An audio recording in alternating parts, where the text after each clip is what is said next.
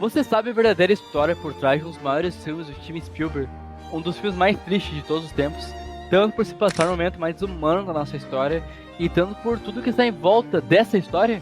A Lista de Schindler é uma obra-prima, dirigida pelo lendário diretor Steven Spielberg. Não é só um filme, é um grito de memória e resistência.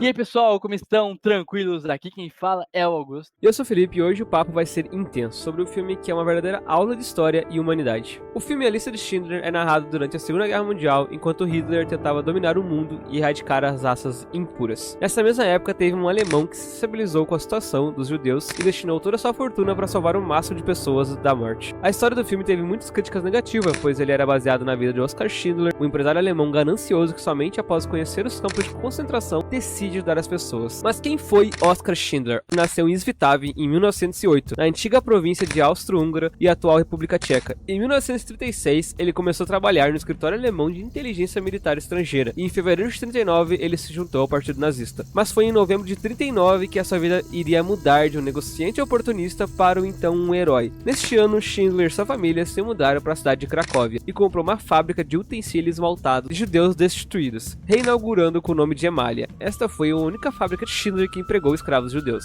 Durante o fechamento de um gueto perto da fábrica, em 43, Schindler permitiu aos trabalhadores judeus uma relativa segurança durante as noites da fábrica. Sustentado a alegação que seus trabalhadores eram essenciais para a iniciativa da guerra alemã, Schindler interviu por seus funcionários quando era submetido a condições brutais do campo de concentração de Plaszow, através de subornos e diplomacia pessoal. Por causa da proteção que ofereceu aos judeus, as autoridades alemãs chegaram a suspeitar diversas vezes de Schindler. Ele forneceu auxílio não autorizado aos judeus, e foi por isso que foi preso 3 vezes, porém nunca conseguiram provas para condená-lo. Em 1944, Schindler obteve autorização dos alemães para mudar a fábrica para Morávia, e seu assistente elaborou várias versões de uma lista, com o nome de 1.200 prisioneiros judeus necessários para trabalhar na nova fábrica. Esta lista ficará conhecida entre os judeus como a Lista de Schindler. Após a mudança da fábrica que produzia o armamento, em quase 8 meses, foram fabricados somente um vagão de munição. Para que as autoridades não suspeitassem o empreendimento, Schindler apresentava relatórios alterados de produção quando era solicitado. Em 49, com o término da guerra, Schindler e sua esposa emigraram para a Argentina. Somente em 1962, o Memorial Israelense do Holocausto, Yad Vashem,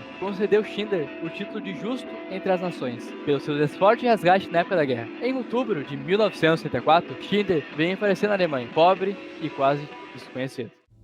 Mas então, o roteiro, como ele foi desenvolvido? O judeu Poldek Pfefferberg, que esteve nos campos de concentração em Auschwitz e foi uma das pessoas salvas pela então Lista de Schindler, decidiu que a história do homem que o salvou não poderia ficar em branco. E foi através de diversos escritores para que alguém escrevesse a história das empresas de Schindler, porém ninguém aceitou o desafio. Somente em 82, quase 40 anos depois, Pfefferberg consegue persuadir o autor australiano Thomas Keneally para escrever a história sobre Oskar, o qual foi transformado no livro A Arca de Schindler. Foi através deste livro que foi desenvolvido a base do roteiro para o filme. A menina de casaco vermelho. Em alguns momentos do filme, e até na capa do filme, aparecia uma menina usando um casaco vermelho, sendo que dentro das cenas em preto e branco, ela se destacava entre todos os personagens. Essa garotinha foi Olivia Dabrowska, que na época tinha somente 3 anos de idade. Essas cenas foram inspiradas numa menina que esteve no Holocausto e conseguiu sobreviver. E lá em 2002, escreveu o livro A Menina de Casaco Vermelho, contando seus dias na guerra. Mas o mais impressionante é que Schindler não começou com esse objetivo.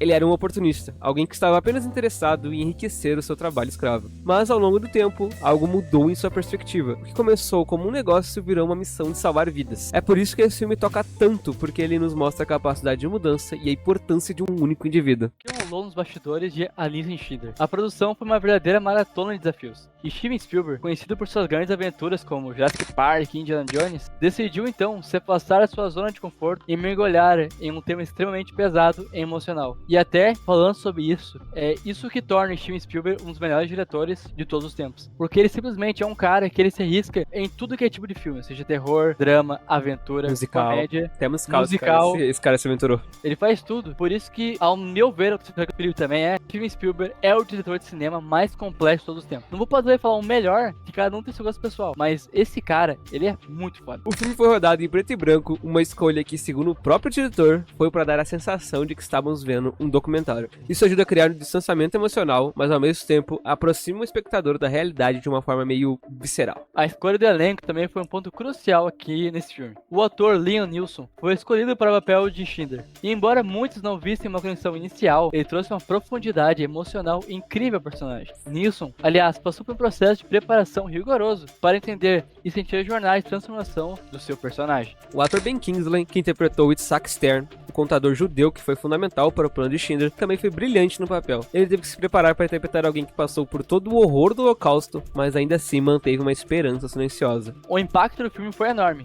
A lista Schindler não é somente uma representação do Holocausto, mas também uma reflexão sobre nós, seres humanos. O filme foi lançado em 1993 e rapidamente se tornou um marco cinematográfico, ganhando ao todo 7 Oscars, incluindo melhor filme e melhor diretor. E claro, além de apresentar uma das melhores trilhas sonoras da história, composta por Bill Withers.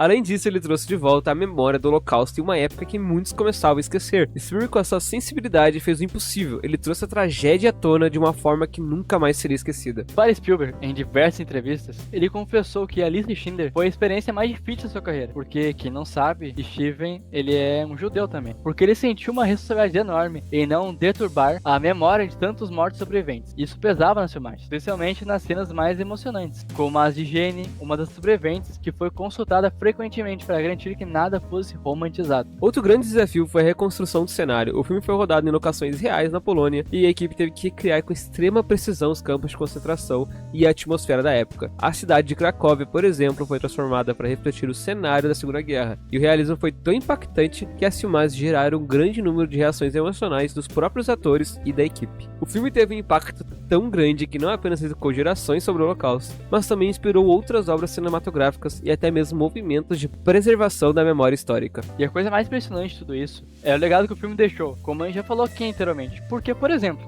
até hoje, muitas escolas e universidades utilizam a lista Schindler para ensinar sobre a Segunda Guerra Mundial e o impacto humano da intolerância. E o Spielberg conseguiu, por meio da arte, salvar a memória de muitas vidas. Esse filme nos mostra que até nas horas mais sombrias há espaço para um raio de luz. Oskar Schindler não era um herói perfeito, mas suas ações salvaram mais de 1000 vidas, e isso é algo que não podemos esquecer. E bem, depois de fazer todo o roteiro desse vídeo aqui, a gente quis trazer algo bem documental pra vocês e tal. Porque realmente, pra mim e pro Felipe, esse daqui é um dos filmes mais especiais que a gente assistiu. Porque a gente assistiu ele em beira pandemia, em meio a todo aquele caos que tava, toda aquela depressão que todo mundo se encontrava. E foi um dos primeiros filmes que a gente começou, pô, isso aqui é um filme bom de verdade, isso aqui é cinema. Tanto que eu lembro até hoje que a gente assistiu, viu até legendado na época. E a gente falava, cara, como é que o Steven Spielberg, que marcou nossa infância com Indiana Jones, Jurassic Park, agora tá traumatizando a gente com um filme, não traumatizando, fazendo algo tão marcante, tão memorável, que apesar de até hoje a gente ter assistido só uma vez, consegue mexer com a gente de uma forma que a gente quer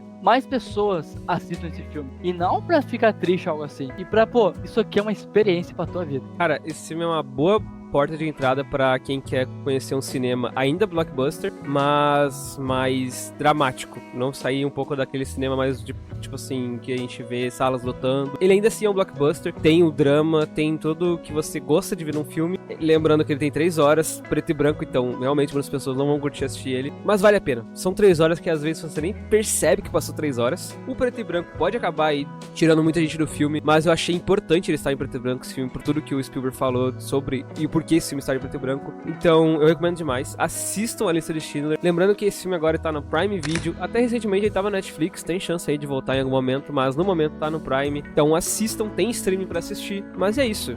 A Lista de Schindler é um ótimo filme, é um dos melhores da vida de Spielberg, precisa ser assistido. E fora que o encerramento desse filme, nossa, tem uma das melhores atuações da história do cinema, que é aquela atuação que tu nunca vai esquecer. Eu lembro que na época, a gente não vai dar muitos spoilers aqui, né, porque a gente quer que realmente vocês assistam e depois comentem aqui, interajam aqui na comunidade. Porque, cara, aquele final, a gente até perdeu ele de Dr. Lista chorando, foi algo surreal. A atuação do Liam Neeson, que muitas pessoas acham que ele é só um astro da ação de filme genérico hoje em dia, mas o que esse homem atuou nesse filme não tá escrito no papel. Anos 90, o Liam Neeson era ator do drama, então esquece totalmente o Liam Neeson de hoje em dia de ação e ser apenas um personagem genérico todo filme. Anos 90, nesse filme, ele era o ápice assim, de atuações. Inclusive, até o grande antagonista desse filme, não pode ser grande, porque eu acho que ele não tem tantas participações assim toda hora.